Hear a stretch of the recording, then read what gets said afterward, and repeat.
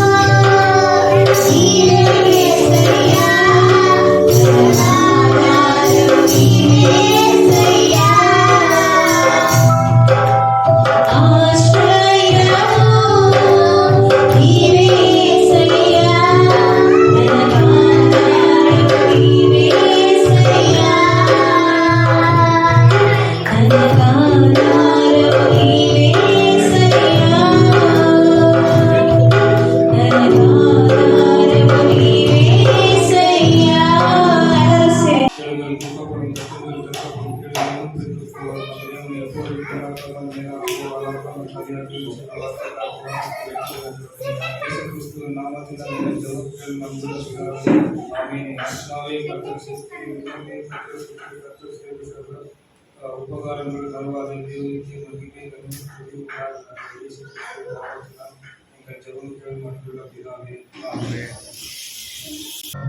எப்படி நடந்து கொள்ளணும் நீ எங்களிடத்துல பேசுங்க. நீ எங்களிடத்துல பேசுங்க. அவர் பிரிவாய் இந்த காரியத்தை செய்ய தேவாவை எங்களுக்கு உதவி செய்யும்.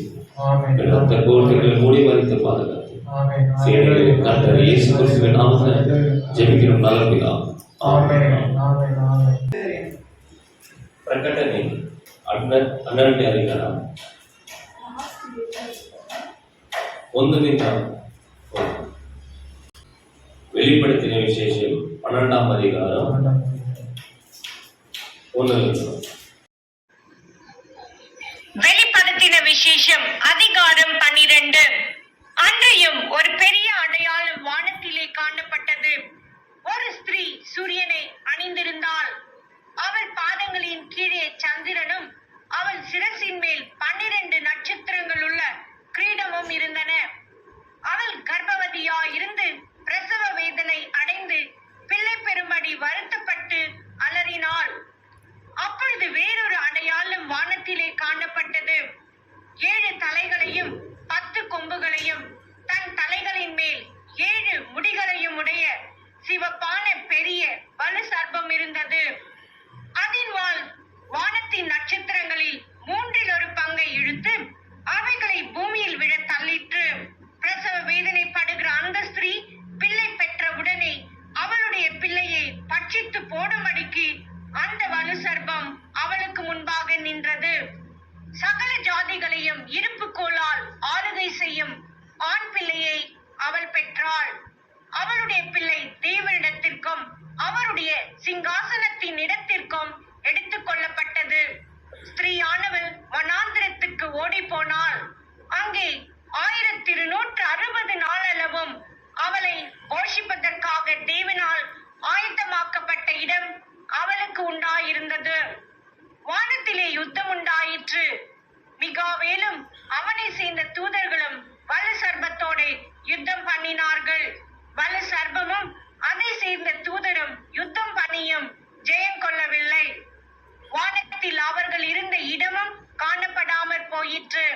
உலகம் அனைத்தையும் மோசம் போக்குகிற பிசாசு என்றும் சாத்தான் என்றும் சொல்லப்பட்ட பழைய பாம்பாகிய பெரிய வலு சர்ப்பம் தள்ளப்பட்டது. அது பூமியிலே விழ தள்ளப்பட்டது.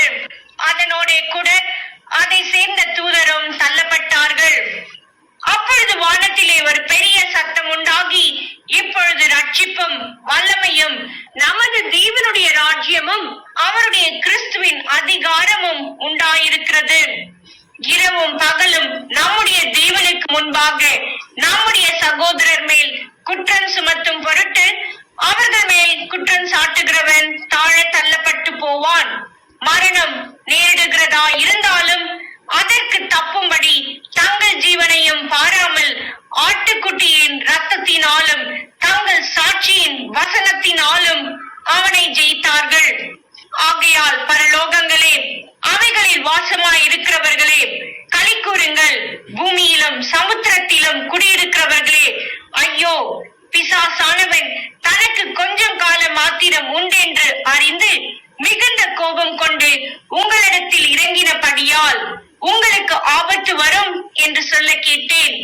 வலு சர்ப்பமானது தான் பூமியிலே தள்ளப்பட்டதை அறிந்து அந்த ஆண் பிள்ளையை பெற்ற ஸ்திரீயை துன்பப்படுத்தினது. ஸ்திரீயானவள் அந்த பாம்பின் முகத்திற்கு விலகி ஒரு காலங்களும் அரை காலமுமாக போஷிக்கப்படத்தக்கதாய் வனாந்திரத்தில் உள்ள தன்னிடத்திற்கு பறந்து போகும்படி பெரும் கழுகின் 2 சிறகுகள் அவளுக்கு கொடுக்கப்பட்டது. அப்பொழுது அந்த ஸ்திரீயை வெள்ளம் கொண்டு போகும்படிக்கு பாம்பானது தன் வாயிலிருந்து ஒரு நதி போன்ற வெள்ளத்தை அவளுக்கு பின்னாக ஊற்றிவிட்டது.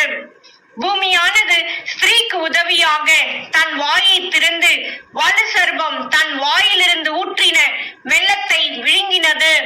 அப்பொழுது வலு சர்ப்பமானது ஸ்திரீயின் மேல் கோபம் கொண்டு தேவனுடைய கற்பனைகளை கை கொள்ளுகிறவர்களும் இயேசு கிறிஸ்துவை குறித்து சாட்சியை உடையவர்களும் ஆகிய அவளுடைய சந்ததியான மற்றவர்களுடனே ಯುದ್ಧಂ பண்ண போயிற்று. ನಾವಿಲ್ಲಿ ಏನ್ ನೋಡ್ತಾ ಇದ್ದೀರ ಅಂದ್ರೆ, ಒಂದು ಸ್ತ್ರೀ ಗರ್ಭಿಣಿಯಾಗಿದ್ದಾರೆ, ಮಗು ಹುಟ್ಟಕ್ಕೆ ತಯಾರಾಗಿರೋದು. ಈ ಸ್ತ್ರೀ ಅನ್ನೋದು ಯಾರು, ಮಗು ಅನ್ನೋದು ಯಾರು ನಿಮ್ಗೆ ಗೊತ್ತಿದೆಯಾ? ஒரு ஸ்திரீனா யாரு, அது உள்ள சுமந்திருக்கிற அந்த பிள்ளை யாரு தெரியுமா? ಗೊತ್ತಾ ಯಾರಂತ? ಯಾಕೆ ಸರ್ವಬಂದಿ ಆ ಸ್ತ್ರೀ ಮೇಲೆ ಅಷ್ಟು ಕೋಪ ಮಾಡ್ಕೊಂಡಿದ್ದಾರೆ? ಆ ಮಗು ಯಾರು? ಆ ಮಗು ಏನ್ ಚಿತ್ತಕ್ಕೋಸ್ಕರ அது லோகத்துக்கு ಬರ್ತಾ ಇದೆ? இந்த குழந்தை ஏன் இந்த பூமிக்கு வருது? இந்த குழந்தை பெருக்கிறதுனால பிசாசுக்கு என்ன தடை ஆகுது? இதெல்லாம் ಒಂದು ಸೀಕ್ರೆಟ್ ರಹಸ್ಯ ಇದೆ. ಸ್ತ್ರೀ ಅನ್ನೋದು ಬಂದು ಮಾಂಸ, ಈ ಮಗು ಅನ್ನೋದು ಬಂದು ಯಾರು ಗೊತ್ತಾ? ನಮ್ಮೊಳಗಡೆ ಹುಟ್ಟಿರುವ ಕ್ರಿಸ್ತನ್. ಇವಾಗ ಕ್ರಿಸ್ತ ನಮ್ಮಲ್ಲಿ ಒಳಗಡೆ ಬಂದ್ರೆ ನಮ್ಗೆ ಏನಾಗುತ್ತೆ ಅಂದ್ರೆ ರಕ್ಷಣೆ ಬರುತ್ತೆ. ನಾವೇನು ಗೊತ್ತಾ ಮಾಡ್ತೀರಿ? ಜಯದ ರೂಟ್ ಅಲ್ಲಿ ಹೋಗ್ತಾ ಇದೀವಿ. ನಾವೆಲ್ಲ ಯಾರಂದ್ರೆ ಪರಲೋಕದಲ್ಲಿ ವಾಸ ಮಾಡ್ತಾ ಇರುವ ಮಕ್ಕಳಂತೆ. ಇವಾಗ ಪರಲೋಕ ರಾಜ್ಯ ಎಲ್ಲಿ ಬಂದಿದೆ? ನಿಮ್ಮಲ್ಲಿ ಬಂದಿದೆ ಅಂತ ವಚನ ಹೇಳ್ತಾರೆ, ಕರೆಕ್ಟ್ ಅಲ್ಲ? பரலோக ராஜ்யம் அங்க இருக்குது இங்க இருக்குன்னு சொல்லுவாங்க, நம்பாதீங்க. பரலோக ராஜ்யம் எங்க வந்திருக்குதா? உங்களுக்குள்ள வந்திருக்குதுன்னு இயேசு சொல்றாரு. அப்போ பரலோக ராஜ்யம் எங்க இருக்குதுன்னா, இயேசு இருக்கிற இடம் தான் பரலோக ராஜ்யம். ಪರಲೋಕ ರಾಜ್ಯ ಎಲ್ಲಿದೆ? ದೇವರಿವಾಗ ನಮ್ಮೊಳಗಡೆ ವಾಸ ಮಾಡ್ತಾ ಇರುವಾಗ ನಾವೇ ಪರಲೋಕ ವಾಸಲಂತೆ. ಅದಕ್ಕೆ ಪರಲೋಕ ವಾಸಲ ಅನ್ನೋದು ಏನಂತಾರೆ ಕನ್ನಡದಲ್ಲಿ? ಬಾಗಿಲು. ಅದು ಏನ್ ಮಾಡ್ಬೇಕಂದ್ರೆ ತನ್ನ ತಲೆನ ಉಯರ್ಬೇಕಂತೆ. ಯಾವಾಗ್ಲೂ ನಾವು ಬಗ್ಕೊಂಡು ಹೋಗ್ಬಾರ್ದು. ನಾವು ಹೆಂಗಿರ್ಬೇಕಂದ್ರೆ ತಲೆ ಎತ್ಕೊಂಡು ಗಂಭೀರವಾಗಿ ನಡಿಬೇಕಂತೆ. ಯಾರಿರೋದು ನಮ್ಮ ಒಳಗಡೆ? ದೇವರು ಇರುವಾಗ. அவங்க பரலோகங்களே உங்கள் வாசல்களை உயர்த்துங்க. ಹಂಗಂದ್ರೆ ನಾವು ದೇವರ ಮಕ್ಕಳಾಗಿ ಇರುವಾಗ ನಮ್ಮೊಳಗಡೆ ಯಾರು ಇರೋದ್ರಿಂದ ನಾವು ತಿಳುವಳಿಕೆಯಲ್ಲಿ ಇರಬೇಕು. ನಾವೇನು ಒಂದು ಮನುಷ್ಯ ನಮ್ಮ ಕೈಯಲ್ಲಿ ಏನು ಅಸಾಧ್ಯ ಇಲ್ಲ, ಸಾಧ್ಯ ಇಲ್ಲ ಅಂತ ನಾವು ಬಡ್ಕೊಂತ ಇದ್ದೀರಲ್ಲ, ಅದರಲ್ಲಿ ನಾವ್ ಏನ್ ಮಾಡೋದು? ಆತರ ಮೈಂಡ್ ಅಲ್ಲಿ ಇದ್ರೆ ಏನಾಗತ್ತಂದ್ರೆ, ಅಲ್ಲಿ ವಚನ ಹೇಳ್ತದೆ 1/3 ಭಾಗ. ಈ ತರ ಯೋಚನೆ ಮಾಡೋರು ಹೆಂಗಂದ್ರೆ 1/3 ಭಾಗ ಬಿದ್ದೋಗ್ತಾ ಇದಾರೆ ಅಂತ. ಸೈತಾನ ಅವ್ರನ್ನ ಜಯಿಸ್ತಾ ಇದ್ದಾನೆ. ಸೈತಾನ ಏನ್ ಮಾಡ್ತಾ ಇದ್ದಾನೆ? ಅವ್ರನ್ನ ಜಯಿಸ್ತಾ ಇದ್ದಾನೆ. 1/3 ಭಾಗ. ಯಾವ ತರ ಯೋಚನೆ ಮಾಡೋರ್ನ? ಇಲ್ಲ, ದೇವ್ರು ಬಂದು ನನ್ನ ಕಾಪಾಡಬೇಕು, ನಾವು ದೇವರ ಬಳಿ ಹೋಗ್ಬೇಕು, ಡೈಲಿ ದೇವರೇ ನನ್ನ ಪಾಪವನ್ನು ಕ್ಷಮಿಸು, ನನ್ನ ಕಾಪಾಡು, ನನ್ನ ಜೀವನಕ್ಕೆ ಇದು ಕೊಡು ಅದು ಕೊಡು ಅಂತ. ಹೆಂಗೆ ಅಂತಂದ್ರೆ ಡೈಲಿ ನನ್ನ ಜೀವನಕ್ಕೋಸ್ಕರ ಬಡ್ಕೊಳ್ಳೋ ಮಾಡೋರ್ನ ಅವ್ರು ಏನಂತ ಮಾಡ್ತಾರೆ ಅಂದ್ರೆ, ಡೈಲಿ ಒಂದು 8 ಪ್ರಾರ್ಥನೆ ಮಾಡ್ತಾರೆ. 8 ಒಂದು 10 ನಿಮಿಷ ಅವರಿಗೆ ನಂಬಿಕೆ ಇದ್ರೆ, ನಾನು ಇದು ಕೇಳಿದ್ನ ದೇವ್ರು ಕೊಡ್ತಾರಲ್ಲ, ದೇವ್ರು ಎಲ್ಲಿದ್ದಾರೆ? ನನ್ನ ಒಳಗಡೆ ತಾನೇ ಇದ್ದಾರೆ. ನಾನು ಎಷ್ಟೋ ಜನ ನೋಡ್ತಾ ಇದ್ದೀನಿ, ಇನ್ನ ನಾನು ದೇವರಿಗೆ ದರ್ಶನ ಕೊಟ್ಟಿಲ್ಲ ನನಗೆ ಅಂತ ಹೇಳ್ತಿದ್ದಾರೆ. ದರ್ಶನ ಹೆಂಗೆ? ದರ್ಶನ ಕೊಟ್ಟಿದ್ದಕ್ಕೆ ನಾವೆಲ್ಲ ಇಲ್ಲಿ ಕೂತಿದ್ವಿ. ನಾವೆಲ್ಲೋ ಇದ್ರಿ, ದೇವ್ರು ನಮ್ಮ ಹುಡ್ಕೊಂಡು ಬಂದ್ರು ನಮ್ಮ ಬಾಲಲ್ಲಿ. ಆ ಬಾಲಲ್ಲಿ ಹುಡ್ಕೊಂಡು ಬಂದು ಇವರೇ ಕ್ರೈಸ್ತ, ಇವ್ರಿಂದಾನೇ ರಕ್ಷಣೆ ಇದೆ, ಇವ್ರ ರಕ್ತದಿಂದಾನೇ ಬಿಡುಗಡೆ ಇದೆ ಅಂತ ಯಾವಾಗ ಅವ್ರು ನಮ್ಮಲ್ಲಿ ಬಂದು ಮಾತಾಡಿದ್ರು, ಯಾವತ್ತು ಅವ್ರು ಕೈ ಹಿಡಿದ್ರು, ವಾಕ್ಯ ಇರ್ತದೆ, ನಾನು ಈ ವ್ಯಕ್ತಿ ಬೆಳೆದು ಹೋದ ಮೇಲೆ ಕೈ ಹಿಡಿದ ಮೇಲೆ ಒಂದು ಸಲ ನಿಮ್ಮ ಒಳಗಡೆ ಬಂದ್ಬಿಟ್ಟು ಅವ್ರು ಹೆಂಗ ಆಚೆ ಹೋಗ್ತಾರೆ? ಅವ್ರ ರಕ್ತ ದಿನ ಮಾತಾಡ್ತಾನೆ ಇದೆ. ಅವಾಗ 1/3 ಭಾಗ ಬಿದ್ದೋಗಿರೋರು ಯಾರು ಅಂತಂದ್ರೆ, ಇನ್ನ ನಾನು ಬಿಡುಗಡೆ ಆಗಿಲ್ಲ, ದೇವ್ರು ನನ್ನ ಕಾಪಾಡ್ಬೇಕಂತ ತಲೆಯಲ್ಲಿ ಚಿಂತೆ ಮಾಡೋರು ಹೆಂಗಂತ ಹೇಳಿದ್ರೆ, ಅವ್ರು ನನ್ನೆಲ್ಲ ಸ್ವಲ್ಪ ಹೆಂಗಂದ್ರೆ ಈಸಿಯಾಗಿ ವಂಚನೆ ಮಾಡ್ತಾ ಇದ್ದಾರೆ. ಈಸಿಯಾಗಿ ಯಾವ ಮಾತಿನೋ ಪಿಸಾಸು அது அவனுக்கு பேர் என்ன? குற்றம் சாட்டுபவன். எங்க குற்றம் சாட்டுறது? ஒண்ணு யோசிச்சு பார்த்தா, குற்றம் சொல்லிருக்கிற ஆவி நம்மகிட்டே இருக்குது, நிறைய நம்மகிட்டே இருக்குது. எப்படின்னா, ஒரு மனுஷன் அவன் பிரேயரே பண்ண மாட்டான். நான் நிறைய பேர் பார்த்தேன், ஒரு மனுஷன் நிறைய பிரேயர் பண்ண மாட்டான். ஆனா சடனா பார்த்தா ஒருத்தர் பிரேயர் பண்ண சொன்னதுக்கு அவங்க அப்பதான் பிரேயரே பண்ணியிருப்பாங்க.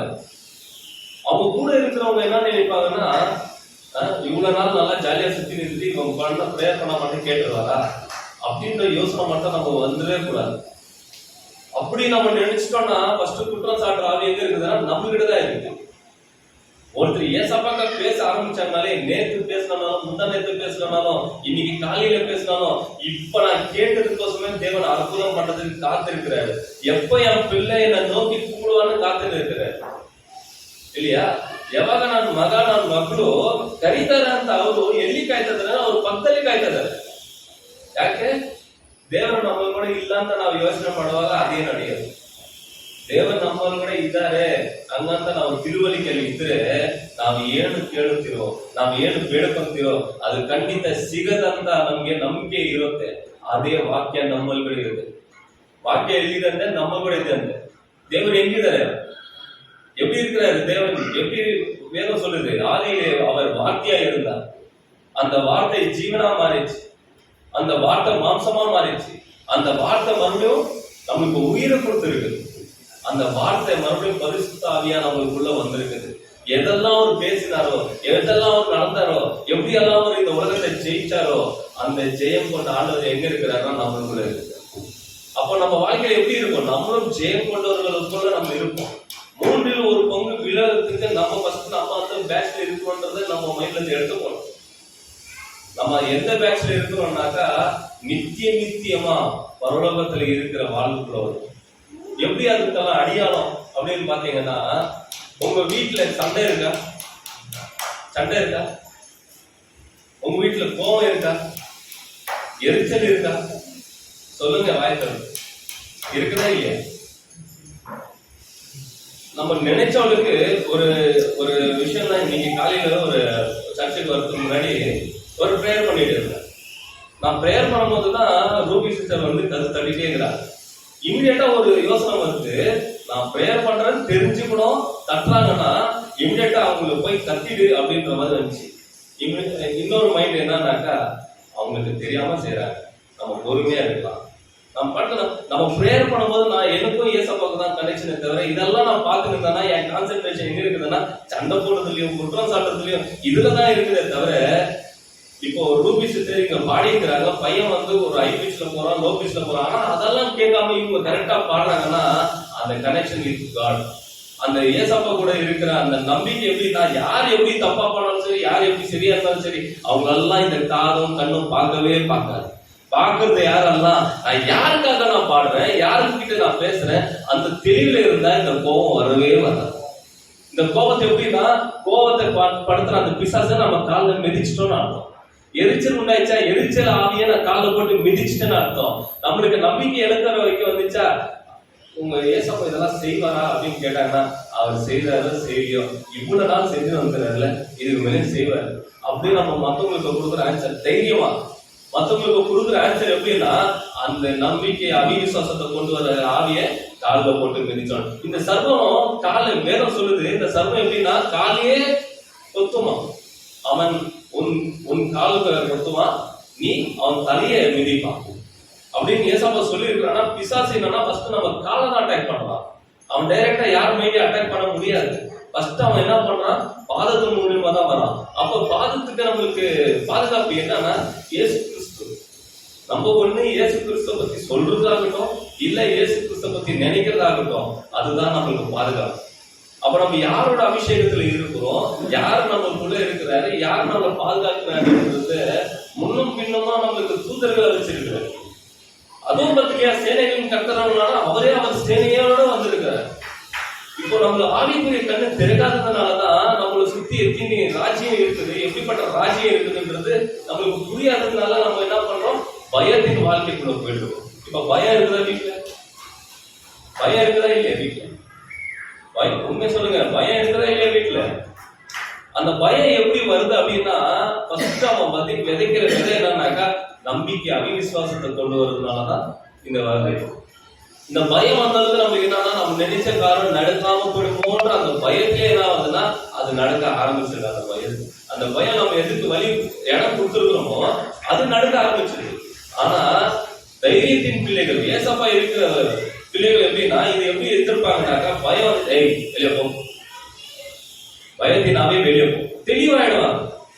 அப்ப அந்த பயம் எதுக்குள்ள வந்துச்சுன்னா அதுதான் அடையாளம். பிசாசு உள்ள வரான்றதுக்கு அது அடையாளம். அவனோட தந்திரத்தை ஏசப்பாவே சொல்றாரு, அவனோட தந்திரம் உங்களுக்கு எல்லாமே தெரியும் தானே. அவன் தந்திரம் உங்களுக்கு எல்லாமே தெரியும் தானே. நம்ம குடும்பம் சந்தோஷமா இருக்கும். ஒரு சக்கரை வாங்குற கேப்ல வந்து நம்ம பட்டு போட்டு கொடுத்துட்டு போயிருக்கணும் இருக்கும். எதனா ஒரு விஷயத்த சொல்லி போட்டு கொடுத்துருப்பாங்க. நம்ம தப்பே பண்ணாலும் நம்ம ஃபர்ஸ்ட் நம்ம என்ன பண்ணோம்னாக்கா, நம்ம ஒருத்தருக்கு விட அவங்களும் மனுஷங்க தானே, அவங்களும் ஆண்டவரோட பிள்ளைகள் தானே, சாயல் தானே. ஒரு மனுஷன் நம்ம குற்றம் சாட்டுறது யாரை குற்றம் சாட்டுறோமா? தேவனோட சாயல்ல இருக்கிறவங்க எப்படி நம்ம குற்றம் சாட்ட முடியும்? அது ஊழியக்காரங்களா இருக்கட்டும், இல்ல அந்நிய ஜனங்களா இருக்கட்டும், யாருன்னா இருக்கட்டும், ஃபர்ஸ்ட் அவங்க யாருன்னா மனுஷன். மாம்சத்துல நாசியில சுவாசம் உள்ள மனுஷனை நம்ம தான் இயேசு சொன்னாலும் அதே மனிதர்களை பிடிக்கிறவனா அவங்களை மாத்துவாங்க இயேசப்பா சொல்றாரு. எப்படி அதே மனிதர்களை பிடிக்கிறவங்களா மாத்துவாங்க? அப்படின்னா மனுஷன் எப்படிதான் இருக்கட்டும், ஒரு வலை வீசினா எப்படிப்பட்ட மீன் எல்லாம் வந்து மாட்டோம். எனக்கு இந்த மீன் தான் வேணும், அந்த மீன் தான் வேணும் நம்ம நினைக்கிறது தப்பு. எந்த மீன் தான் வரட்டும், அந்த மீனை நேசிக்கிறதுலதான் நம்ம வாழ்க்கையை அடங்கிருக்கு. அப்படி நம்ம பார்வை எப்படி இருக்கணுமானாக்கா, அவரோட பார்வையா இருக்கணுமா. அப்படி நம்ம வந்து என்ன புரிஞ்சுக்கணும், என்ன புரிஞ்சுக்கணும், பிசாசு எல்லாத்தையும் நம்ம மைண்டுக்குள்ள வச்சிருக்கோம். ஏன் இவங்க என்ன புரிஞ்சிக்க மாட்டேங்கிறாங்க, ஏன் இவங்க அர்த்தம் பண்ணிக்க மாட்டேங்கிறாங்க, இப்படியெல்லாம் என்னன்னா நம்மளுக்குள்ளேயே இது பண்ணி சொல்லுவாங்க தவிர. ஆனா ஏசப்பா இருந்தா மற்றவங்க எல்லாத்தையும் புரிஞ்சுக்கிற நம்மளுக்கு அந்த நம்பிக்கை கொடுக்கும்.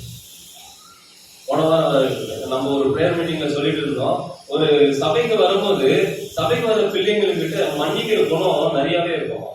அவங்க என்ன இப்படின்றது அந்த மன்னிப்பை வந்து இம்மிடியேட்டா முன்னாடி கேட்பாங்க. ஏன்னா சபை வந்து போதிக்குது, மன்னிக்கணும் போதிக்குது. ஆனா வெளியே இருக்கிற ஜனங்கள்கிட்ட மன்னிக்கிற குணமே இல்லையே. ஆனா அவங்ககிட்ட போயிட்டு அவன் என்ன சாரி கேட்டாதான் நான் பேசுவேன்ற மாதிரி யார் நினைக்கிறோம்னாக்கா நம்மளே நினைக்கிறோம். தப்பு எங்க இருக்குது? நம்மகிட்ட இருக்குது. ஃபர்ஸ்ட் மன்னிக்கிற குணம் எங்க இருக்குதுன்னா சபை பிள்ளைகள் கிட்ட. அன்பு காமிக்கிற குணம் எங்க இருக்குதுன்னா சபை பிள்ளைகள் கிட்ட. எல்லாமே யாருக்கிட்ட இருக்குதுன்னா பரிசுத்த ஆவி நமக்கு இவ்வளவு கத்து கொடுத்து. ஆனா பிசாசு எங்க வரான்னா ஃபர்ஸ்ட் நம்ம கிட்ட தான் வரான்.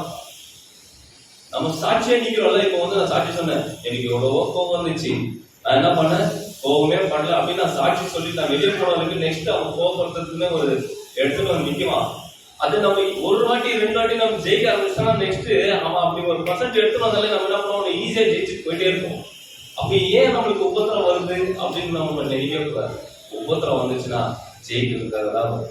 நான் ஒரு விஷயம் எனக்கு வருதுன்னா நான் அந்த இடத்துல வீக்கா இருக்கிறேன், அதனாலதான் அந்த ரூட்ல வரேன். நான் அந்த விஷயத்துல நான் ஸ்ட்ராங்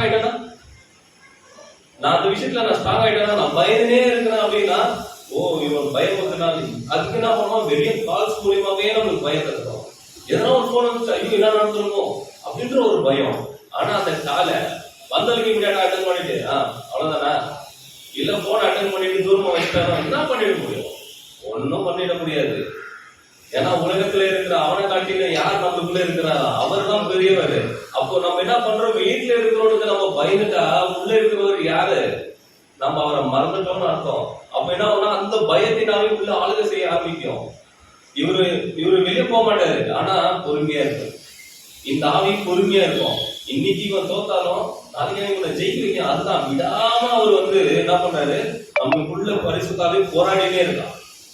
ஒரு நாளையில ஒரு நாள் அந்த அக்னி நம்ம புரிஞ்சுக்கிற அக்னி வரும் பாத்தீங்க இல்லையா, அப்போ எந்த மாதிரி ஒரு சூழ்நிலை வந்தாலும் நம்ம பிசாசுக்கு எதிர்த்து நிக்கிறோம்னா இருக்கும். அப்பதான் வேதம் சொல்லுது, அவன் வந்து என்னன்னாக்கா வானத்துல இருந்து தள்ளப்பட்டான். எப்படி வானத்துல இருந்து தள்ளப்பட்டான், பாதாளம் அவனுக்கு திறக்கப்பட்டுச்சான். இந்த தேவஜனம் எப்படின்னாக்கா இந்த 1/3 பங்கு இல்ல, 3/1 பங்கு கூட விழக்கூடாதான். இந்த 1 பங்கு விழுறது கேங்க போயிட்டு யார் சரிப்படுத்துவாங்கனாக்கா, இந்த கரெக்டா இருக்கிற ஜனங்க அந்த விழ போற ஜனங்களை போயிட்டு என்ன பண்ணுவாங்க, தெளிவுபடுத்துவாங்க. பரிசுத்த ஆவி இருக்கிறவங்க என்ன பண்ணுவாங்க, அந்த ஜனங்களை போய் தள்ளப்பட்ட ஜனங்களை போய் சரிப்படுத்துறாங்க. அப்போ இந்த பிசாச வந்து ஜெயிக்கிற யுத்தமா மாறிடுச்சு. எப்படி இந்த பிசாச வந்து ஜெயிக்கிற யுத்தத்துல நம்ம போக ஆரம்பிச்சிட்டோம். நம்ம தோத்து போற இடத்துல இல்ல, ஜெயிக்க போறோம், ஜெயிக்க வைக்க போறோம், அந்த ரூட்ல இருக்கோம். அப்போ பரலோகங்களே வாசல உயர்த்துங்கன்னா உங்க தலையில உயர்த்துங்க. யார் வந்தாலும் தலைக்கீழ போட்டு போகிற மாதிரி ஆண்டவர் பண்ணிடுவாங்க உங்களை. நீங்க எந்த இடத்துலயும் வெட்கப்பட்டு போகாதபடி தேவன் என்ன பண்ணாரா, உங்க தலைகளை உயர்த்துறார். அப்போ நீங்க தான் அவரோட ஆலயம். உங்க ஆலயத்தை பரிசுத்தப்படுத்தணும்னு நீங்க நினைக்காதீங்க. உங்க ஆலயம் அசுத்தமா இருக்கிறதுனாலதான் அவரையே சுத்தம் பண்ண வந்திருக்கிறார். அவர்தான் பரிசுத்தரா. அவரோட ரத்தத்தினால படிங்க. 12 மரணம் நேரிடுகிறதையாலும் மரணம் நேரிடுகிறதாயிருந்தாலும் அதற்கு தப்பும்படி தங்கள் ஜீவனை பாராமல் ஆட்டுக்குட்டியின் ரத்தத்தினாலும் தங்கள் சாட்சியின் வசனத்தினாலும் அவனை ஜெயித்தார்கள். எப்படின்னாக்கா ஆட்டுக்குட்டியின் ரத்தத்தினாலும் அவருக்கு நம்ம சொல்ற சாட்சி, நம்ம சொல்ற மத்தியில சாட்சி, அந்த சாட்சினாலதான் நம்ம பலு சர்ப்பத்தையும் நம்ம ஜெயிக்கிறோமா. நமக்கு ஒரு விஷயம் நல்லது நடக்குதோ கெட்டது நடக்குதோ, ஆனா நம்ம ஜெயிச்சிட்டோம்னு நம்பிக்கையோட போய் சொல்றோம் பாத்தீங்கன்னா சாட்சி, அந்த சாட்சியில தான் அவன் தலையே அவனோட வாள் எல்லாம் தந்திரம் உடைக்கப்படுது. அப்ப உடைச்சவனுக்கு அவன் என்ன பண்ணுவான், நெக்ஸ்ட் மறுநாள் ட்ரை பண்ணாலும் அவனால ஜெயிக்க முடியாது. நீங்க சாட்சி சொல்ல சொல்ல எல்லாரும் நிறைய பேர் என்ன சொல்றாங்கன்னா, சாட்சி சொன்னவங்க எனக்கு பிரச்சனை வருது. அதனால நம்ம இன்னும் அந்த கிறிஸ்து கூட இருக்கிறாங்கிற அந்த உணர்வு இல்லாம அறகுறையமா சாட்சி சொல்லப்போம். ஆனா தெளிவான சாட்சி சொல்றவங்க என்னன்னா, அதை ஜெயிச்சுட்டு வந்து இங்க சாட்சி சொல்லுவாங்க. இப்ப நம்ம யாரு ஜெயிக்கிறோம்னாக்கா அவரோட தந்திரத்தை முன்னாடியே நம்ம தெரிஞ்சுக்கிறவங்களா இருக்கணும். அதுதான் நான் சொன்னேன்னா, ஒரு பயமோ ஒரு கன்ஃபியூஷனோ எது வந்தாலும் ஃபர்ஸ்ட் நம்ம எங்க வந்து இருக்கிறோம்னாக்கா, ஒரு பிசாசுக்குள்ள நுழையிறான்னு அர்த்தம். அதை என்ன பண்ண இமீடியட்டா நான் சரிப்படுத்திக்கிறேன். அதுக்கு சந்தேகத்துக்கு எடுக்கவே கொடுக்கக்கூடாது. சந்தேகம் வச்சுன்னா நான் நினைக்கிறது நடக்குதோ இல்லையா, ஏசப்பா நினைக்கிறது நடக்கும். இந்த சந்தேகத்துக்கான ஒரே பதில் என்னன்னா, நான் நினைக்கிறது நடக்குதோ இல்லையா, ஏசப்பா நினைக்கிறது நடக்கும். நீ யாரோ வெளியே போ சந்தேகத்தினால, அவ்வளவுதான். பயம் வச்சா பயத்தினால வெளியே போ. எரிச்சல் வந்துச்சா ஃபர்ஸ்ட் எரிச்சல் அரெஸ்ட் பண்ணுங்க. எரிச்சல் என்னன்னா, இதெல்லாம் என்னன்னா ஒரு பிசாச விரட்டிலாம் ஈஸியா, ஆனா மனுஷனுக்குள்ள இருக்கிறதுதான் விரட்டுறது கஷ்டமா இருக்கு. மாம்ச இச்சன்றாங்கல்ல, இதெல்லாம் நம்ம ஈஸியானா இதை நாளுக்கு நாள் நம்ம கண்டுபிடிக்க ஆரம்பிச்சோம்னா நம்மளுக்குள்ள இருக்கிறது இப்போ டிரான்ஸ்ஃபார்மேஷன் ஆகுது ஈஸி. இனி அந்த பழைய மனுஷன் அல்ல, புதிய மனுஷனே உங்களுக்குள்ள ஆளுகை செய்வார். புதிய மனுஷன் யாரு? அவர் தான் கிறிஸ்து. புது சிருஷ்டியா இருக்கும்னு சொல்றாரு. எப்படின்னா நம்ம இனிமேலும் புது சிருஷ்டியானாக்கா இனி மாம்சத்துக்குரியவர்கள் இல்ல, பரலோகத்துக்குரியவர்கள். இப்ப பரலோக குணம், பரலோக சாயல் யாருக்குள்ள இருக்குதுன்னா உங்களுக்குள்ளதான் இருக்குது. இப்ப பரலோக குணம் என்னவா? அன்பு, சமாதானம், சந்தோஷம், தயவு, நறுக்கிறேனாக்கா நம்ம நல்லது செய்யறதுல ஓடிட்டே இருப்போம். நம்ம நல்லது செய்யறதுல ஓடிட்டே இருப்போம். இன்னைக்கு நம்ம காலம் அப்படி ஓடுதா? எதனா ஒரு பிரச்சனை நம்ம நல்லது செய்யறதுல ஓடுறோமா? அன்பு இருக்குதா நம்ம கிட்ட? எல்லாருக்கிட்டே இருக்குது. அன்புக்கு நான் கேரண்டி உங்களுக்கு. சமாதானம் இருக்கா? கை தூக்குங்க. சமாதானம் இருந்துச்சுன்னா கை தூக்குங்க. இருக்கா? இருக்கா இல்லையா? அட்லீஸ்ட் இருக்குதுன்னா சொல்லுங்களேன். சமாதானம் இருக்கா? நல்லது பண்ற குணம் இருக்கா? எல்லாத்தையும் நேசிக்கிற குணம் இருக்குதா? ஏன்னா அன்புன்றது வந்து ஒரு விதம் நம்மள நேசிக்கிறது, இன்னொன்னு வந்து மத்தவங்களை நேசிக்கிறது. யாரை நினைக்கும் போது உங்களுக்கு கோவம் வரும்? யாரை நினைக்கும் போது உங்களுக்கு கோவம் வரும்? சரி, அது கேள்வி தப்புனா இன்னொரு கேள்வி கேட்கிறேன். உங்களுக்கு பிடிக்காத ஒரு விஷயம் பண்ணும்போது உங்களுக்கு கோவம் வருதா? நான் இஷ்டப்பட்ட மாதிரி ஒருத்தர் நடக்காத போய் நம்மளுக்கு கோவம் வருதா? இல்லை. 100% பிசாசு அந்த இடத்துலதான் தந்திரத்தை வச்சிருக்கோம். எப்படின்னா நம்மளுக்கு பிடிச்ச விஷயத்தையே பண்ணிட்டு இருந்தா நம்ம அவங்களை நேசிப்போம். நம்மளுக்கு பிடிக்காத விஷயத்த வேற பிசாசு அவங்கள பண்ண வைக்கும். அப்போ என்ன பண்ணணும், நம்ம வந்து பிடிச்சாலும் பிடிக்கலனாலும் அவங்க என்ன பண்ணாலும் ஏசப்பா நம்மள எப்படி பார்க்கணுமா பாக்குறாரா? நம்ம விழுந்த இடத்தாலும் குழந்தை இருந்துட்டா நான் வாடா தூக்கலாம் அப்படின்னு போய் தூக்குறாரா? அந்த குணம் நம்மளுக்கு இருக்கணும் இல்லையா? மனைவி கிட்டயா இருக்கட்டும், பிள்ளைகள் கிட்ட இருக்கட்டும், இம்மிடியேட்டா நம்ம என்ன பண்ணோம், அந்த குணத்துக்குள்ள பார்க்க ஆரம்பிச்சிருக்கோம். அவங்க என்னதான் தப்பு பண்ணாங்க, இது குழந்தை, இது குழந்தை அப்படின்னா அந்த பார்வை நம்ம கிட்ட இருந்து மாறுது. இப்போ இந்த பார்வை நம்ம கிட்ட இருந்து தான் அங்க போயிருக்குன்றத நம்ம தான் விதைச்சிருக்கிறோம். ஏற்கனவே நம்ம விதைச்சதான் அங்க நடந்துன்னு இருக்குது. இப்ப நான் எனக்குள்ள இருக்கிறத எடுக்கிறேன் பாத்தியா, என் கட்டில இருக்கிற உக்கிறத எடுக்கிறேன் பாத்தீங்களா, இம்மிடியேட்டா அங்க எப்படி ஆகுதுன்னா டிரான்ஸ்ஃபார்மேஷன் ஆகுது. டிரான்ஸ்ஃபார்மேஷன் எப்படி ஆகுதுன்னா, நான் இப்ப நேசமா பாக்குறதுல இப்ப என்னோட சாயல் அங்க வேற சாயலா மாறுது, அதே சாயலா மாறுது. அங்கேயே அந்த குணம் வருது. என்னன்னாக்கா உதவி, எதனா ஒண்ணுனாக்கா வாங்க நான் செய்யறேன், உதவி வருது. அப்ப அந்த உதவி வருது. அந்த இடத்துல கோவம் வரனாலும் ஃபர்ஸ்ட் தப்பு எங்கன்னாக்கா என்கிட்ட தான் இருக்குது நான் நினைக்கிறேன். ஒருத்தர் கோவப்படுறாங்கன்னா தப்பு எங்க இருக்குது, என்கிட்ட இருக்குது. அப்ப நான் மாற மாற மாற மாற அங்கதான் மாறும். அங்க மாறணும், அங்க மாறணும். எவ்வளவு ஜபம் பண்ணாலும் ஆன்சர் வராது. பரலோக ராஜ்யம் எங்க இருக்கு? இதுக்கு மட்டும் எங்க இருக்குதுன்னு சொல்லுவோம். குறை எங்க இருக்குதுன்னா மட்டும் நம்ம கிட்ட இருக்குதுன்னு சொல்லவே மாட்டோம். குறைகளை நிறைவாக்குற ஆண்டவர் எங்கன்னா நம்மகிட்ட. அப்ப நம்ம கிட்ட இருக்கிற குறைவெல்லாம் இன்னும் நம்ம கிட்ட எவ்வளவோ மாத்திர விஷயம் இருக்குது. நான் ஒரு கார்ல போனேனாக்கா பாட்டை ஜோரா போடுவேன், மெசேஜ் கூட ஜோரா போட்டுருவேன். என் கூட யாரெல்லாம் சொந்தக்காரங்களாம் வராங்களோ எல்லாருமே கேட்கணும். ஆனா 1% கூட யாரும் மாறல. இப்போ நான் என்ன பண்ண ஆரம்பிச்சிட்டேன், ஹெட்போனை போட்டு எனக்குள்ளே நான் கேட்க ஆரம்பிச்சிட்டேன். எனக்குள்ளே நான் சேஞ்சஸ் பண்ண ஆரம்பிச்சேன், மெசேஜ் கேட்க ஆரம்பிச்சுன்னு இருக்கிறேன். இப்போ டிரான்ஸ்ஃபர்மேஷன் எப்படி வருதுன்னா அவங்க கேட்கறாங்க, நீங்க சர்ச்சுக்கு போங்க, சீக்கிரம் போங்க, டைம் ஆகுதுன்னு அவங்க கிளம்புறாங்க. முன்ன காது கொடுத்து கூட எதனா ஏசப்பா பத்தி பேசினாலும் கேட்க மாட்டாங்க. இப்ப நான் எப்போ பேசுவேன்னு காத்துட்டு இருக்கிறேன். ஆனா முன்ன நான் மாம்சத்தில் எடுத்த முயற்சிக்கும் இப்ப ஆவியானவர் செய்யற முயற்சிக்கும் மற்றவங்களுக்கு சுவிசேஷம் பரவணும், மற்ற குடும்பங்கள் நல்லா இருக்கணும் அப்படின்னா முதல்ல அவங்களுக்கு ஏற்ற மாதிரி நான் மாறணும்ன்றது புரியாது. அப்போதான் விட போறவங்கள இப்ப என் கை, நான் விழுந்த போகும்போது என் கை எப்படி ஏசப்பா கையை பிடிச்சதோ இன்னைக்கு அதே மாதிரி அவங்க விழுகிற நேரத்துல என் மூலியமாவும் உங்க மூலியமாவும் ஆண்டவர் அப்படியே கரத்தை தூக்க வைக்கிறாரு, அவங்களை நிக்க வைக்கிறாரு. இவ்வளவு நாள் அவங்க தோக்குற இடத்த மாட்டதானே பார்த்துட்டாங்க, ஜெயிக்கிற இடத்த நீங்க நிக்க வைக்க போறீங்க, உங்க மூலியமா ஆண்டவர் நிக்க வைக்கிறார்.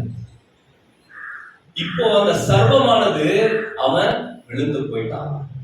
உங்க வாழ்க்கையில விழுந்தா இல்ல, இன்னொருத்தர் வாழ்க்கையும் விழ வைக்கிற பரிசுத்த ஆவியானவர் உங்க மூலியமா செயல்படணும்னா நீங்க மாறணும்.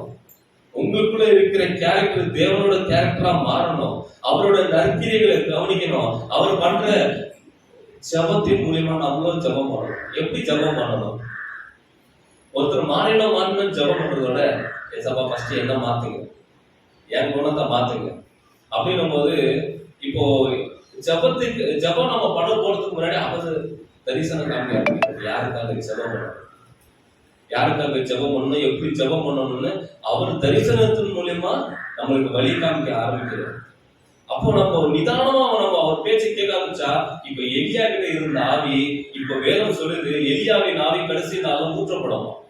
கருத்தா ஜபம் பண்ணுகிற ஆவி பரிசுத்தாவி, கருத்தா ஜபம் பண்ணுகிற பரிசுத்தாவி. இப்போ நம்ம எதை ஜபம் பண்றதுக்கு முன்னாடியும் ஆண்டவர் முன்னாடியே அந்த கேரக்டரும் அந்த ஆவி எல்லாம் முன்னாடியே நம்மளுக்கு காமிச்சிடுவாரு. ஒருத்தர் ஜபம் ஒருத்தருக்காக நம்ம ஜபம் பண்றோம்னா அவங்க கிட்ட ஃபர்ஸ்ட் பிசாசு இருக்குதா, பிசாசு எந்த இடத்துல அவங்க பிடிச்சு வச்சிருக்கலாம், அவங்க எந்த குணத்தை பிடிச்சு வச்சிருக்காங்க, அதெல்லாம் கண்டுபிடிச்சு உங்களை பிசாசு பிடிச்சிருக்காங்கன்னு சொல்றது ஃபர்ஸ்ட் பிசாசு தான் பிடிச்சிருக்காங்க நமக்கு தெரியல. வெளியே போ, நான் ஏன் இருக்கிற போது நீ ஏன் வர, அது ஸ்பிரிச்சுவலா நம்ம சொல்லிட்டு அவங்க நார்மலா உள்ள வந்தோடனே அவங்க விடுதலை ஆயிடுவாங்க இல்லையா, உங்க வீட்டுக்கு வந்தோடனே விடுதலை ஆயிடுவாங்க இல்லையா. நான் கைய வச்சாதான் போகும், என்கிட்டதான் அற்புதம் இருக்குதுன்னு காமிக்கிறதுக்கு என்ன அடையாளம் அப்படின்னா நம்ம ஆவியானவருக்கு இடம் கொடுக்கல. ஆவியானவர் இருக்கிற இடத்துல ஒருத்தர் ஏசப்பா நிக்கிறாரு, ஒரு ஸ்திரீ வராங்க, அவரோட கர்ச்சீஃபையும் அவரோட துணியை தொட்டாலே போதும் நான் விடுதலை ஆயிடும் எண்ணத்தோட வராங்க. இன்னைக்கு அப்படிதான், நான் சர்ச்சுக்கு போனா விடுதலை ஆகணும்னு யாரோ சுவிசேஷத்தை சொன்னாங்க. கிறிஸ்தவங்கள போய் ஃப்ரெண்ட்ஷிப் வச்சுக்கிட்டா உங்களுக்கு விடுதலைன்னு யாரும் சொன்னாங்க, அதை அவங்க நம்புறாங்க. அந்த நம்பிக்கைக்கு இடம் கொடுங்க. உங்களை நீங்க ஆமா கண்டிப்பா நான் ஒரு இடத்துல நானும் எவ்வளவு கன்ஃபியூஷன் இருந்தாலும் நான் ஒரு இடத்துல போய் உட்கார்ந்தா போதும் ஆண்டவர் எனக்கு பதில் சொல்ல ஆரம்பிச்சது, எனக்கு விடுதலை ஆக ஆரம்பிச்சது அப்படின்னு சொன்னா போதும். அவங்க மைண்ட் எப்படின்னா பாஸ்ட் கை வைக்கணும்னு வரமாட்டாங்க, நான் காலை வைக்கணும்னு வர. அவங்க அந்த எண்ணத்தோட வராங்க பாத்தீங்களா. அந்த பவுண்டரி ஏசப்பா 5000 பேருக்கு பிரசங்கம் பண்ணிருக்கிறாரு. இங்க நம்ம மைக்க வச்சிருக்கிறோம் இத்தனை பேருக்கு, அப்படி வெளியே இருக்கிறவங்க கேட்காது. ஆனா 5000 பேருக்கு அவர் பேசுறது கேட்கறதுக்கோசம் வந்திருக்கிறாங்களா, இல்ல அந்த பவுண்டரியில நம்ம போய் உட்கார்ந்தாலே விடுதலை ஆகும்னு எண்ணத்தோட வந்திருக்கிறாங்களா? அவங்க உள்ள அந்த பவுண்டரியில உட்கார்ந்தவருக்கு அவங்க இருதயம் டிரான்ஸ்ஃபர்மேஷன் பரிசுத்த ஆவியானவருக்கு அவங்களுக்குள்ள அந்த நம்பிக்கையோட அந்த விசுவாசம் விடுதலை ஆகிட்டே இருக்கு. அந்த டிரான்ஸ்ஃபர்மேஷன் பரிசுத்த அபிஷேகம் அப்படியே இறங்கிட்டே இருக்குது. அது இறங்க இறங்க உள்ள சந்தோஷம் சமாதானம் பரலோகத்தின் நித்திய மகிழ்ச்சி உங்க குடும்பத்துல நடந்துட்டே இருக்கும். உங்களை பார்க்கிறவங்க சொல்லணும், என்னப்பா முன்ன இருந்த மாதிரியே இல்லையே, இவ்வளவு தெளிவா இவ்வளவு பிரகாசமா இருக்கிறியே அப்படின்னு சொல்லணும். அந்த இடத்துல பிரகாசம் அடையாளம் என்னன்னா சாட்சிங்களா மத்தவங்க உங்களுக்கு சொல்றாங்க, உங்க முகத்தை பார்த்து மத்தவங்க சொல்றாங்க சாட்சிகளா, உங்களோட நடைமுறையை பார்த்து மத்தவங்க சொல்றாங்க சாட்சிகளா. அப்ப நீங்க சபையில சொல்லுங்க. நீங்க சபையில சொல்லும் போது என் குணம் மாறிட்டு சாட்சி சொல்லுங்க. உங்க சர்ப்பம் தலையை நசுக்கணுமா வேணாமா? உங்க வாழ்க்கையில இருந்து அவன் ஓடணுமா வேணாமா? அப்ப நீங்க ஒரு விஷயத்துல ஜெயிக்கணுமா வேணாமா? ஜெயிக்கணும்னா நம்ம எந்த விஷயத்துல தோக்குறோன்றது தெளிவுல இருக்கணும். எந்த இடத்துல நம்ம விடுறோம்ன்ற தெளிவு இருக்கணும். அந்த இடத்துல நம்ம எந்திரிச்சு நிக்க ஆரம்பிச்சா பிசாசு நம்ம வாழ்க்கையிலே இல்ல. சொல்லுங்க, பிசாசு நம்ம வாழ்க்கையிலே இல்ல, பிசாசு நம்ம பவுண்டரியிலே இல்ல. இன்னைக்கு நீங்க போகிற இடத்துல எல்லாம் அவன் ஓடி போயிடுவோம். நீங்க எந்த இடத்துல வரீங்களோ அபிஷேகம் நீங்க போகிறதுக்கு டிசைட் பண்றீங்கல்ல, அதுக்கு முன்னாடி பரிசுத்த ஆவியானவர் அங்க போய் உங்களுக்காக வழிகளை ஆயத்தப்படுத்துற. அதுதான் யோவானின் அபிஷேகம். ஒவ்வொரு அபிஷேகமும் ஆண்டவர் கொடுத்திருக்கிறாரு. ஒரு மனுஷன் தேவன் வரதுக்கு முன்னாடி என்னன்னாக்கா எல்லாரும் மனம் திரும்பணும்னு சொல்லிட்டு ஒரு ஆவி போய் பிரசங்கம் பண்ணுதான். அந்த மாதிரி உங்களை ஆண்டவர் கொண்டு போகிறதுக்கு முன்னாடி யோவானின் அபிஷேகம் போய் ஒரு குடும்பத்தை ஆயத்தப்படுத்துது. அதுக்கப்புறம் எலியாவின் ஆவி போய் அங்க போய் என்ன ஆகுதுன்னா அவங்களை தெளிவுபடுத்துது. அதுக்கப்புறம் கர்த்தரோட ஆவி அவங்களை விடுதலை ஆகுது. பரிசுத்த ஆவி அவங்களை விடுதலை ஆக்கி அவங்களோட சந்தோஷ நித்திய மகிழ்ச்சிக்குள்ள அவங்களை கொண்டு போவை. இன்னைக்கு அவங்கள போய் நம்ம ரட்சிக்கணும். நம்ம ஃபர்ஸ்ட் சந்தோஷமா இருக்க வேண்டியது யாரு விடுதலையா இருக்க வேண்டியது யாரு? சபைக்கே நம்ம டெய்லி ஏதோ ஒரு விடுதலைக்காக நம்ம எதிர்பார்த்து வந்தா, நம்மளுக்கு இதே ஒரு விடுதலை இல்லைன்னா, அந்த விடுதலை உணர்வு இல்லைன்னா, இன்னைக்கு கிறிஸ்து எனக்குள்ள இருக்கும்போது நான் எவ்வளவு சந்தோஷமா இருக்கேன். அவர் என்ன நேசிச்சாரு இல்ல. இன்னைக்கு நம்ம எல்லாரும் வந்திருக்கிறோம். அவர் உங்களை டச் பண்ணதுனால தான் நீங்க வந்திருக்கிறீங்க. சொல்லுங்க, ஏசப்பா காட்டின அன்பு தானே. நீங்க எல்லாரும் நீங்க எவ்வளவு இடத்துல நீங்க தோத்து போயிருந்தாலும், பிசினஸ் லாஸ் ஆயிருந்தாலும், வேலையே இல்லாம இருந்தாலும், எல்லாரும் ஏளனமா பேசியிருந்தாலும், அவர் உங்ககிட்ட அன்பு காட்டுறதுனால தான் நீங்க வந்தீங்க. இப்போ அவர் உங்ககிட்ட காட்டின அன்பு நம்ம ஏன் மத்தவங்களுக்கு மேல காமிக்க மாட்டோம்? அவங்ககிட்ட மட்டும் நியாயம் விசாரிக்கணும். நியாயம் ஏன் நம்ம விசாரிக்கணும்?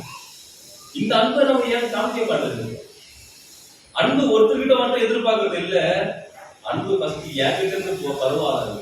இப்ப இயேசு என்கிட்ட தான் இருக்கிறாங்கன்னா நான் மத்தவங்களுக்கு எதிர்பார்க்கறத விட்டுட்டேன். எனக்குள்ள இருந்து என்ன புறப்படுறது நான் யோசிக்க ஆரம்பிச்சேன். அப்போ இயேசு எனக்குள்ள இருந்தாருன்னா நான் மத்தவங்களை பாக்குற விதம் தான் எப்படின்னா அவங்களும் தேவச்சலம் தான். இன்னைக்கு என் மூலியமா என்ன அபிஷேகம் பொறுப்படுது, எப்படி ஆண்டவர் பயணப்படுத்த போறாரு, எனக்குள்ள இருந்து எப்படி விடுதலை அந்த அபிஷேகம் எப்படி போகுதுன்னு நான் யோசிக்க ஆரம்பிச்சவனுக்கு இப்ப என் வாழ்க்கை எப்படின்னா பிரகாசமான வாழ்க்கை, சந்தோஷமான வாழ்க்கை, நம்பிக்கையான வாழ்க்கை. யாரை பார்த்தாலும் நம்பிக்கை வந்துருது. என்னை ஏமாத்தணும்னு வரவங்களை பார்த்தாலும் அவங்க நம்பிக்கை வருது. எப்படின்னா அவங்க ஒண்ணுமே பண்ண முடியாது. எனக்கு காலவாரி இன்னொன்னு நினைச்சாலும் சரி, இந்த நம்பிக்கை எப்படின்னாக்கா அவங்க அப்படி எந்த தொடர்பு ஆமானோட வாழ்க்கை தெரியும். ஆமான் பத்தி தெரியும் இல்லையா எல்லாரும்? ஆமான் ருதயக்கு விரோதமா புரிய வேண்டாம். ஆனா யார் விழுந்தது? தேவ பிள்ளைகளுக்கு விரோதமா யாரு என்ன யோசனை பண்ணாலும் அப்ப மரண தண்டனை. ஆனா இப்ப மன்னிப்பு தண்டனை. ஒருத்தன் செத்துட்டானா அவன் அவ்வளவுதான். ஆனா உயிரோட இருந்து அவன் என்னென்னலாம் பண்ணானோ அது அவனுக்கே நடக்கிற விஷயம் இருக்கு பாத்தீங்களா? அதுக்குதான் சவுல பவுலா ஆக்குனப்போ, சவுலா இருக்கும்போது எவ்வளவு பிரச்சனை பண்ணப்போ அவனுக்கு தெரியல. ஆனா பவுலா மாறினான் பாத்தீங்களா? அப்பதான் அவன் கத்திலேயே எல்லாத்தையும் அவங்க யோசனை பண்ணியிருந்தவன் இப்ப அன்புல டீல் பண்ணணும் போது அவனால முடியல. அடி வாங்கலாம். ஆனாலும் கர்த்தரோட ஆவி அவன் கூட இருக்கு. அவனை பலப்படுத்தி அவனை நிக்க வச்சிருக்கு. எதுக்காக தைரியமா நிக்கிறதுக்காக. அதனால நம்மளுக்கு யார் விரோதமா வந்தாலும் அவங்களை நீங்க நேசிக்கும் போதுதான் அவங்க உங்களை எவ்வளவு துன்பப்படுத்துறாங்களோ அவ்வளவு துன்பம் அவங்க அதை அனுபவிக்கும் போது அன்புனால அனுபவிக்கிறாங்க. அந்த அன்பு யாருக்கு வேணும்னா உங்களுக்கு தான் போறோம். லாஸ்டா சொல்லி முடிக்கலாம்.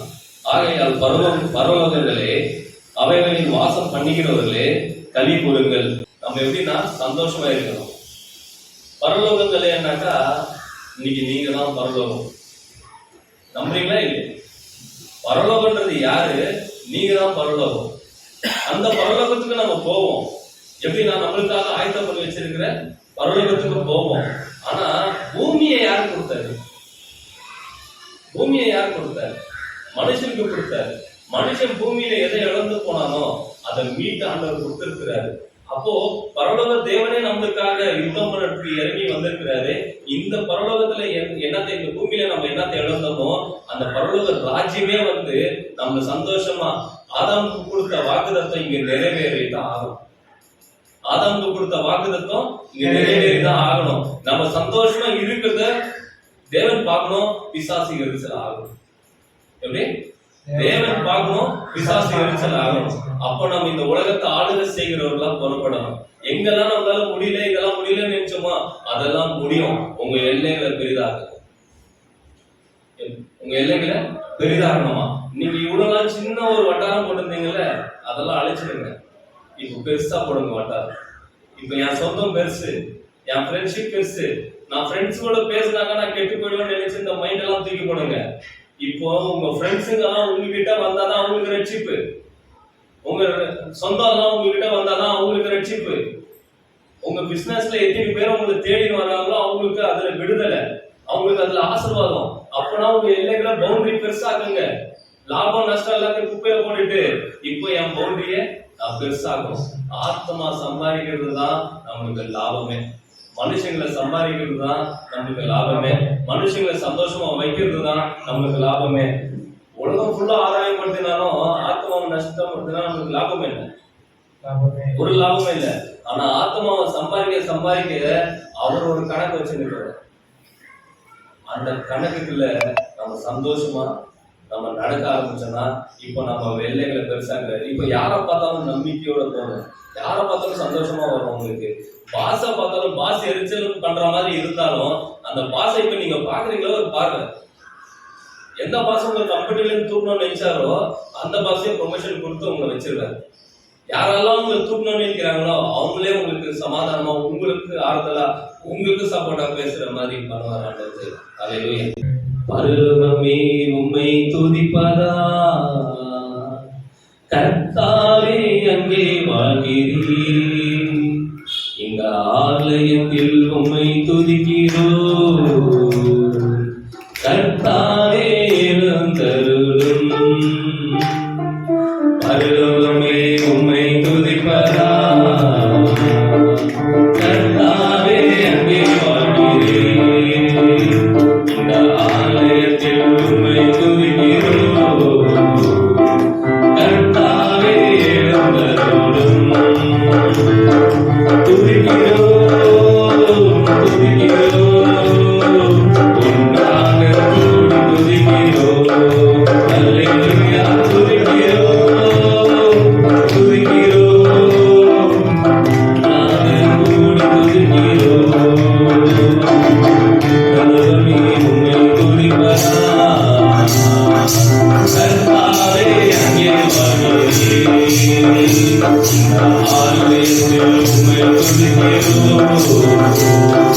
கர்த்தாவே எழுந்தருளும். உம்மை போல் ஒரு தெய்வம் இல்லை, சர்வ சிருஷ்டிகளே. உம்மை போல் ஒரு தெய்வம் இல்லை, சர்வ சிருஷ்டிகளே. துதிக்கிறோம், துதிக்கிறோம்,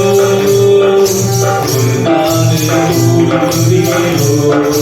அல்லேலூயா. துதிக்கிறோம், துதிக்கிறோம், உன்னாக கூடி துதிக்கிறோம்.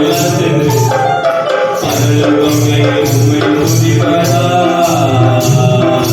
கர்த்தாவே அங்கே வாழ்கிறீர். இந்த ஆலயத்தில் உம்மை துதிக்கிறோம். கர்த்தாவே எழுந்தருளும்.